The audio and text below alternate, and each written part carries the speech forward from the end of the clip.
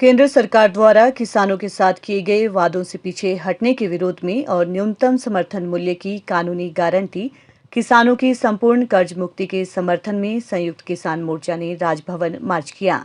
और राज्यपाल के माध्यम से राष्ट्रपति को ज्ञापन सौंपा। संविधान दिवस के अवसर पर देश भर के किसान अपने अपने राज्यों के राज्यपालों के माध्यम से केंद्र सरकार द्वारा किसानों से किए गए वादे याद दिलाएंगे।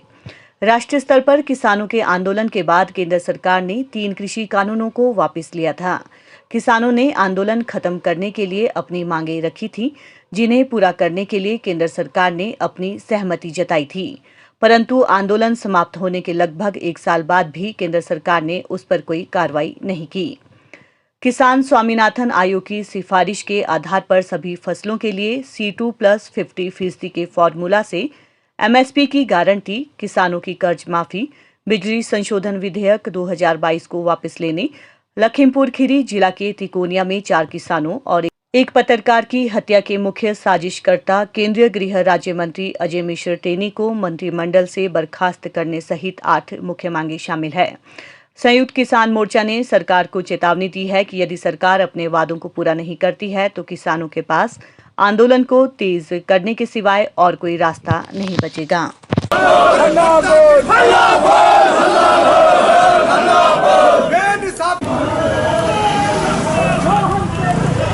किसी से भीख मांगता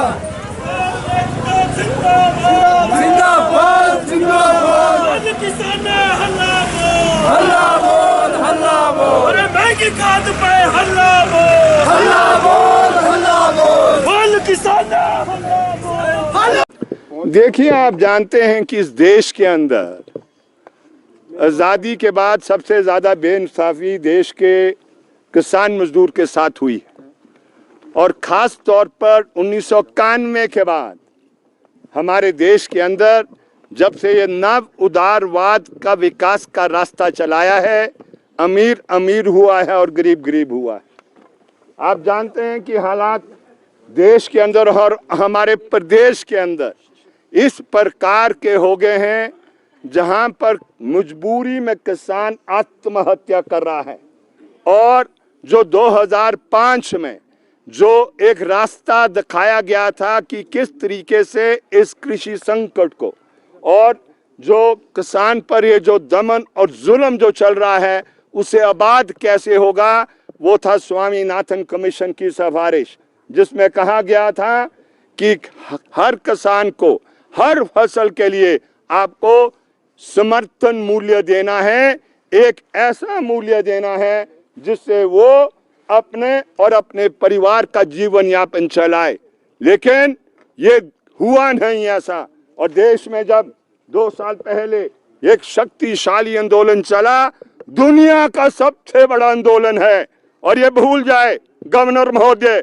और भूल जाए देश का जो पूंजी का मालिक है, कॉर्पोरेट घराना, दुनिया का भूल जाए, ये आंदोलन पीछे नहीं जाने वाला, आगे बढ़ेगा। ये जो धोखाधड़ी किसानों के साथ की, दीन कानून वापस आपने बेशक ले लिए, लेकिन जो न्यूनतम समर्थन मूल्य देश में घोषित होना था और ना देने पर जो कानूनी अपराध होना चाहिए था वो आपने किया नहीं है। और इसलिए हिमाचल प्रदेश में और देश में ये आंदोलन चलेगा और जोरदार तरीके से आने वाले समय में ये चलने वाला है। इसलिए आज हम आए हैं ये गवर्नर महोदय को बताने के लिए कि माननीय देश के राष्ट्रपति महोदय को समझा दे कि काल्पनिक दुनिया से असली दुनिया में आए वो,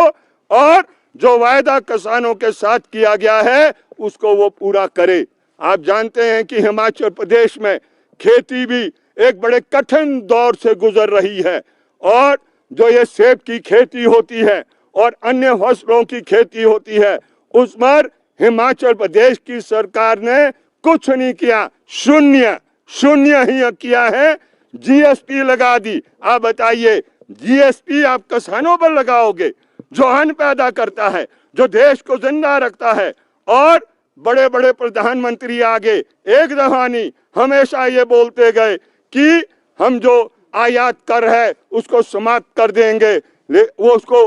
100% उसको किया जाएगा, उसको बढ़ाया जाएगा। लेकिन आयात कर समाप्त नहीं, वो उसको बढ़ाने का काम नहीं किया गया, ऐसा हमारा मानना है। और इसलिए ये आंदोलन चलेगा और इसकी रूपरेखा आज के बाद तैयार होने वाली है। और अगर दिल्ली की ओर भी कूच करना होगा, संयुक्त किसान मंच जो भी निर्णय लेगा, इस दफा हम बिल्कुल ऐसा नहीं होने देंगे जो पिछले दौर में हुआ। हम उसका हिस्सा बढ़ चढ़ के नहीं बन पाए, लेकिन इस दफा निश्चित रूप से बनेंगे। ये जो बिल ला रहे हैं इसको वापस ले ले, क्योंकि बिजली प्राइवेटाइज जिस दिन हो गई तो आप समझ ले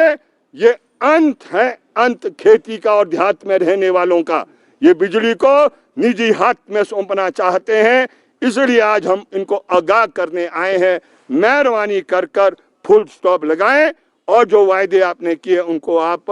निभाएं। सर, हिमाचल